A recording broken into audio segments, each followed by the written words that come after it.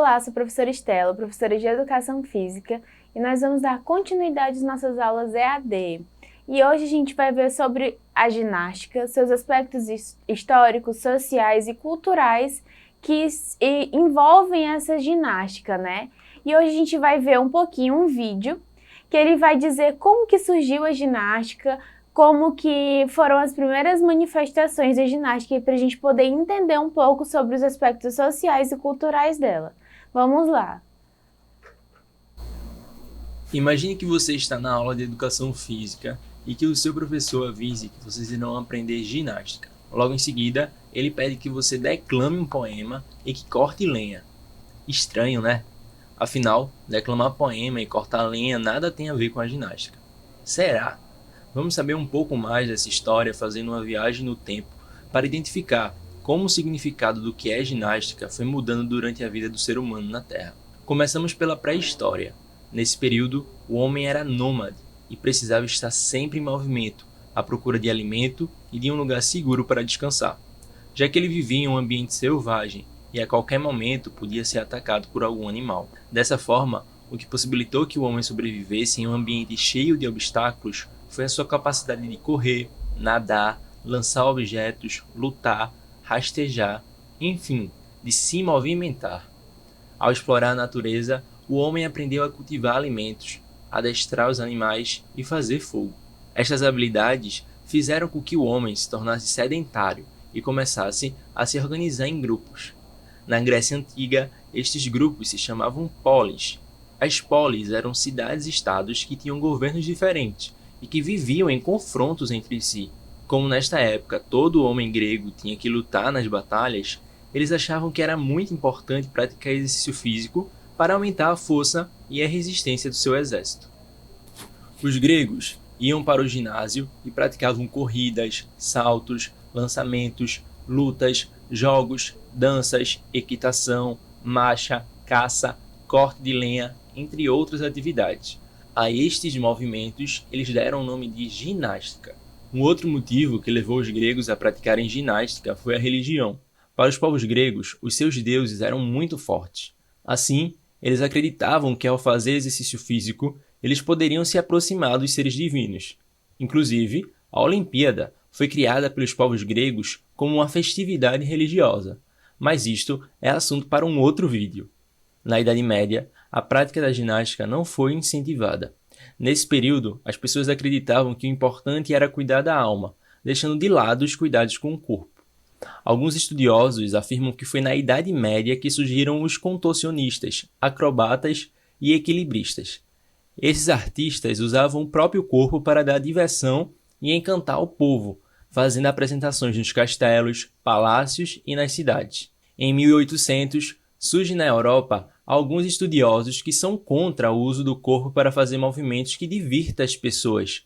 Estes estudiosos resolveram criar um novo tipo de ginástica, que serviria para melhorar a saúde das pessoas, desenvolver a coragem e a força para lutar pelo seu país nas guerras e mudar o jeito de ser das pessoas, controlando a maneira como elas deveriam agir. Nesta época, jogos, danças, saltos, corridas, equitação, natação e até declamação de poema faziam parte das atividades que representavam a ginástica e que eram ensinadas em clubes e nas escolas. Ao passar do tempo, foram sendo criadas competições entre os praticantes das ginásticas, nas quais se competiam para saber quem conseguia fazer acrobacias mais difíceis ou para saber quem tinha o melhor salto, por exemplo. Foi assim que foram originados alguns esportes que conhecemos hoje, como a ginástica artística, ginástica rítmica e ginástica acrobática. Atualmente, há pessoas que continuam praticando ginástica para competir.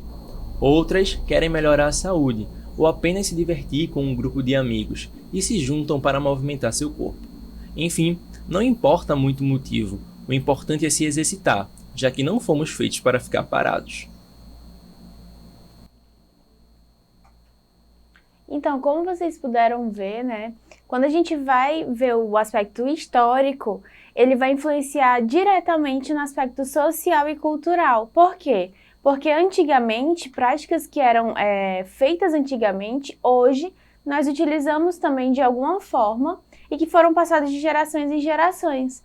Por isso que é tão importante que a gente saiba sempre os aspectos históricos de todas as coisas que a gente venha a fazer, né? A usar, por exemplo, qualquer tipo de esporte, qualquer tipo de prática esportiva. É bom a gente conhecer o aspecto histórico dele, porque tudo isso vai influenciar nos nossos dias atuais.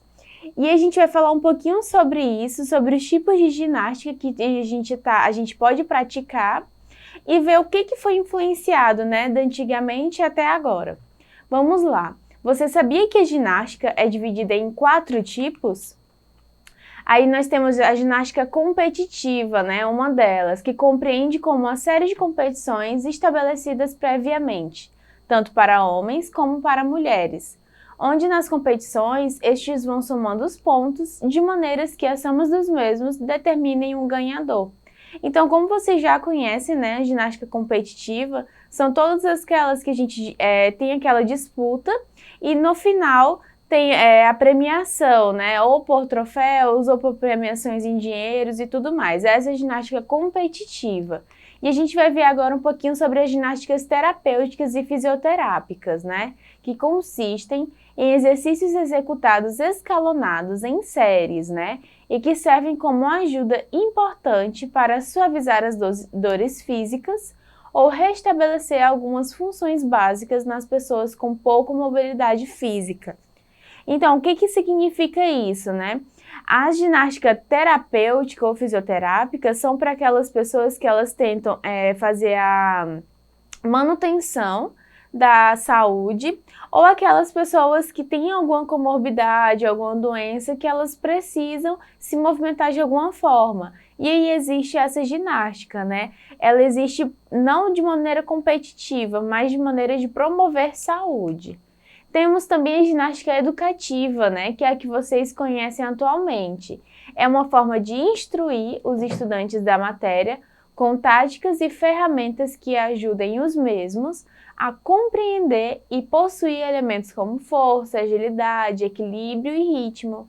Com o treinamento e o passar do tempo, é como se educa essa matéria.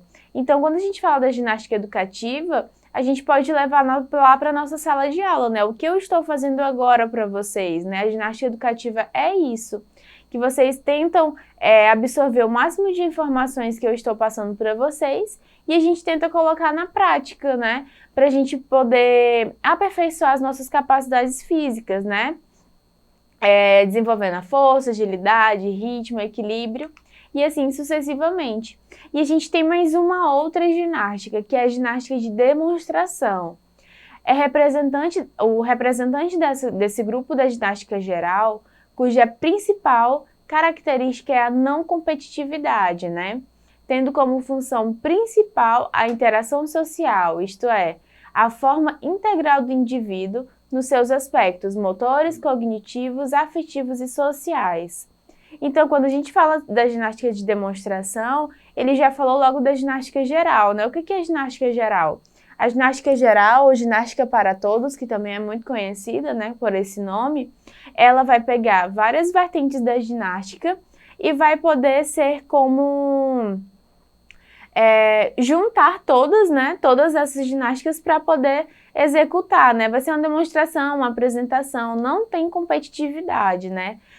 Pessoas de qualquer idade, gênero, peso, qualquer pessoa pode praticar dessa ginástica geral. Então, a gente pode ver agora quais são os aspectos sociais e culturais daquela época, né, da ginástica desde a pré-história até agora. Todo movimento ginástico, assim como os movimentos característicos dos esportes, evoluíram dos movimentos naturais do ser humano, ou habilidades específicas do ser humano, que são aquelas que se caracterizam por estarem presentes em todos os seres humanos, independente do seu lugar geográfico e nível sociocultural, e servem de base para a aquisição de habilidades culturalmente determinadas. Então, como a gente pode ver, aqueles movimentos que a gente fazia, por exemplo, na época que a gente era nômade ainda, bem na pré-história, eles são utilizados ainda hoje, só que de outras formas, né? Dentro da ginástica ou dentro dos outros esportes. E é bem interessante quando a gente coloca isso, porque a gente já vê uma forte presença dos aspectos sociais e culturais da ginástica, né? E a gente vai exercitar um pouquinho em casa. O que a gente vai fazer? Vamos lá. Pesquise e escreva sobre a ginástica no Brasil, né? Então, vocês vão pesquisar em casa, escrever no caderno de vocês sobre a ginástica no Brasil. Como surgiu, como que veio para o Brasil, quais são as ginásticas que nós praticamos aqui hoje. E é uma atividade muito fácil para vocês executarem. Eu espero que vocês tenham compreendido a nossa aula de hoje. Vamos ficar com a nossa próxima aula. Não esqueçam de acessar a plataforma Eduque para vocês terem acesso a todo o nosso material. Então é isso, até a próxima aula. Tchau, tchau!